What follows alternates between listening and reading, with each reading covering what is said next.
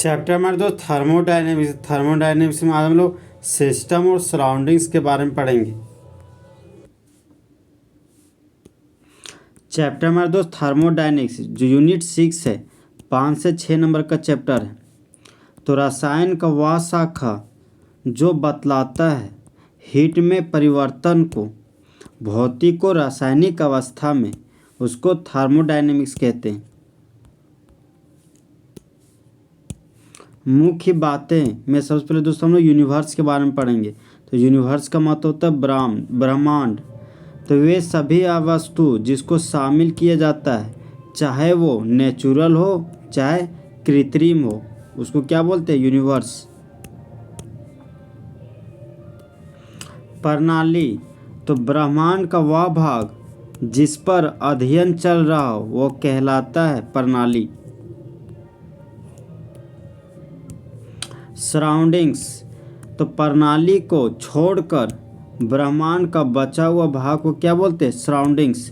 जिस तरह बॉयज और गर्ल्स को एक साथ स्टूडेंट बोलते हैं, उस तरह सिस्टम और सराउंडिंग्स को एक साथ यूनिवर्स बोलते हैं। जैसे मान लीजिए दोस्त, ये हमारा क्या है? पेड़ है। अब पेड़ का हमारा पत्ती है। सिर्फ और सिर्फ आज हम लोग पत्ती के बारे में अध्ययन कर रहे थे। पत्ती हो गया हमारा सिस्टम, और पत्ती को छोड़कर पेड़ का जो हिस्सा बच गया उस हिस्सा को क्या बोलते हैं? सराउंडिंग्स।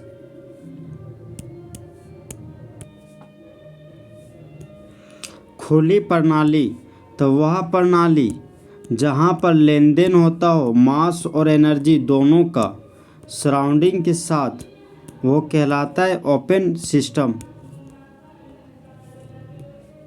जैसे दोस्त ये हमारा बर्तन है, तो बर्तन को सिस्टम माना गया और बर्तन के बाहर का जो हिस्सा है उसको सराउंडिंग्स माना गया। तो जब मास का लेन देन सिस्टम से सराउंडिंग्स की तरफ होता है और मास का लेन देन सराउंडिंग से सिस्टम की तरफ होता है, तो वो हो गया हमारा ओपन सिस्टम। एनर्जी का लेन देन सराउंडिंग से साथ हो रहा हो और एनर्जी का लेन देन सराउंडिंग से सिस्टम की तरफ हो रहा है,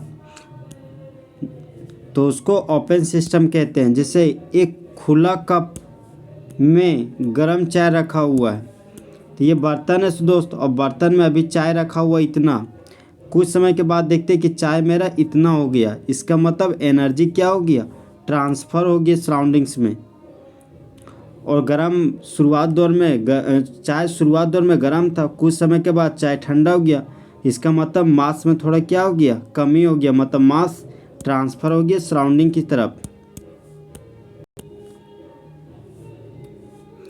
बंद प्रणाली तो वह प्रणाली जिसमें एनर्जी का लेन देन होता हो लेकिन नहीं होता हो लेन देन मास का सराउंडिंग के साथ, वो कहलाता है एक बंद प्रणाली। जैसे दोस्त ये हमारा बर्तन है, तो बर्तन को क्या बोलते हैं? सिस्टम्स, और सिस्टम के बाहर का हिस्सा हो गया सराउंडिंग्स। तो जब सिस्टम से सराउंडिंग की तरफ मास का लेन देन नहीं होता हो तो उसको क्लोज सिस्टम बोलते हैं। जब सिस्टम से एनर्जी का लेन देन सराउंडिंग की तरफ होता है तो उसको क्लोज सिस्टम कहते हैं। इसका उदाहरण हो गया दोस्त कि स्टेनलेस बर्तन में गर्म चाय का होना।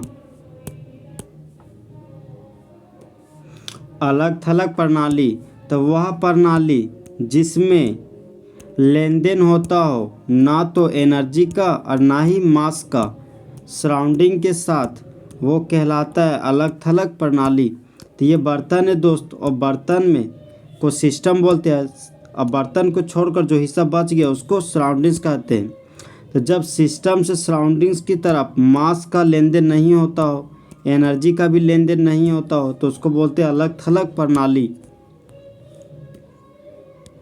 और इसका एग्जाम्पल हो गया दोस्त बंद थर्मस फ्लास्क में गर्म चाय का होना। ये हो गया हमारा आइसोलेटेड सिस्टम का एग्जाम्पल। एक प्रणाली के दो प्रकार के गुण हैं, पहला एक्सटेंसिव प्रॉपर्टी और दूसरा हमारा इंटेंसिव प्रॉपर्टी। सबसे पहले दोस्तों हम लोग एक्सटेंसिव प्रॉपर्टी के बारे में पढ़ेंगे। तो वे सभी प्रॉपर्टीज जो निर्भर करता हो प्रणाली के मास और साइज पर, वो कहलाता है एक्सटेंसिव प्रॉपर्टीज। तो एक्सटेंसिव प्रॉपर्टीज के एग्जांपल होगी दोस्त मास, वॉल्यूम, सरफेस एरिया, इंथैल्पी, तो इंथैल्पी का सिंबल है एच, इंट्रोपी का सिंबल है एस, इंटरनल एनर्जी का सिंबल है ई, रेजिस्टेंस का सिंबल है आर, हीट का सिंबल है क्यू और हीट कैपेसिटी का सिंबल क्या है सी। इंटेंसिव प्रॉपर्टीज, तो वे सभी गुण जो नहीं निर्भर करता हो प्रणाली के मास और साइज पर, वो कहलाता है इंटेंसिव प्रॉपर्टीज। तो इंटेंसिव प्रॉपर्टीज का उदाहरण है दोस्त temperature, density, boiling point, freezing point, vapour pressure, surface tension, viscosity, refractive index और स्पेसिफिक हीट। स्टेट फंक्शन, तो प्रणाली के वे सभी गुण जो निर्भर करता हो सिर्फ शुरुआती और अंतिम अवस्था पर, नहीं निर्भर करता और रास्ता पर, वो कहलाता है स्टेट फंक्शन। स्टेट फंक्शन का एग्जांपल है दोस्त temperature, pressure, volume, internal energy, enthalpy, entropy gives energy. ये हमारा ए है, ये हमारा बी है। ए से ऊपर गए तो 5 किलोमीटर लगा, फिर गए राइट साइड 10 किलोमीटर गए, फिर नीचे आए तो 5 किलोमीटर लगा। तो देखिए दोस्तों हमारा डिस्टेंस कितना हो गया 20 किलोमीटर। और जब ए से ए हमारा शुरुआती अवस्था है और बी हमारा अंतिम अवस्था है, तो ए से बी की तरफ गए तो डिस्प्लेसमेंट हो गया 10 किलोमीटर। मतलब जो हमारी ये 10 किलोमीटर है वही हमारा स्टेट फंक्शन कहलाता है।